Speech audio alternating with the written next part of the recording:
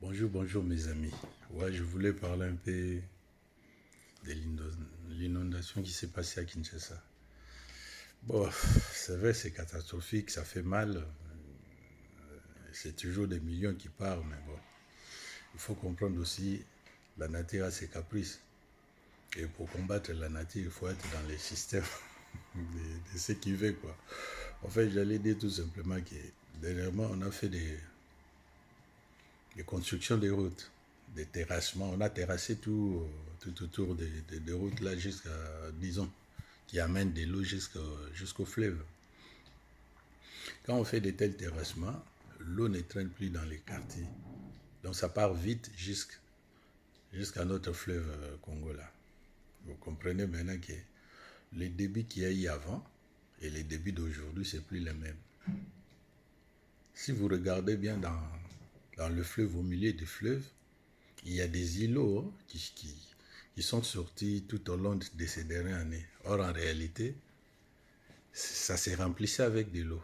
Et comme aujourd'hui, on a de belles routes, des caniveaux qui ramènent directement de l'eau, c'est normal que le fleuve soit rempli de cette manière-là. Et une fois les fleuves remplis, ça repousse l'eau dans des cités. Des cités comme Barumbu, Kasavubu, Gombe, tout ça, c'est normal que ça soit noyé. Il ne faut pas voir ça comme ça. C'est normal. Donc, pour faire des travaux comme ça, ce n'est pas du jour au lendemain. Ce n'est pas dans 5 ans. Ce n'est pas dans 10 ans, non. Moi, je suis ici à Paris. Je suis dans le bâtiment pour m'aider. Paris, il y a deux sortes de Paris. Il y a Paris que vous voyez là, d'en haut, des surfaces, et Paris d'en bas. Ce qui veut dire, il y a des autoroutes, des canalisations d'eau, laisse tomber. Vous n'avez pas l'idée. Mais quand je vois, dans un rien de temps, Paris s'est noyé, laisse tomber. Donc, il faut comprendre qu'au Congo, ce n'est pas aujourd'hui. Ce n'est pas aujourd'hui, on n'a pas l'argent, n'oublions pas, on n'a pas l'argent. On n'a pas l'argent. Donc, ça demande des années encore d'économie pour avoir vraiment des milliards pour faire ce travail-là. Parce que ça va demander d'aller travailler dans le fleuve, creuser un peu le fleuve Congo et ramener tous ces sables vers l'extérieur, mais ça ne va pas suffire. Il faut faire aussi des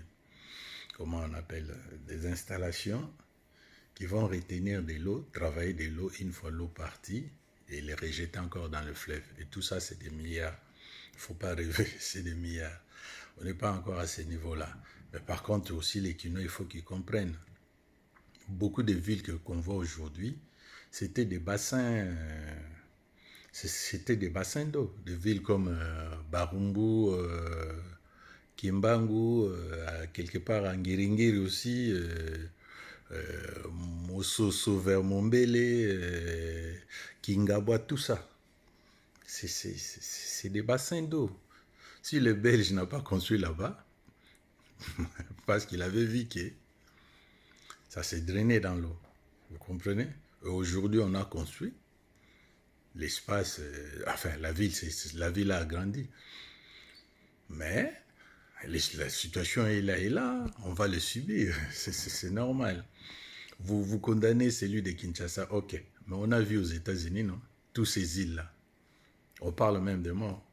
La tempête, chaque année, ça revient. On parle toujours de morts. Donc, il y a des choses aussi, il faut accepter, c'est naturel. Il faut voir ça comme ça, mais il faut travailler. Par contre, il ne faut pas toujours avoir l'habitude de condamner les autres. Il n'a pas fait ça, il n'a pas fait bien, et des histoires comme ça, c'est petit. Donc, le problème qu'on a aujourd'hui à Kinshasa, c'est le problème des moyens. Et on n'a pas des moyens. On n'a pas de moyens. Il ne faut pas s'en la cacher. On n'a pas de moyens, on est encore pauvre. Mais on essaye de faire ce qu'on peut. Voilà.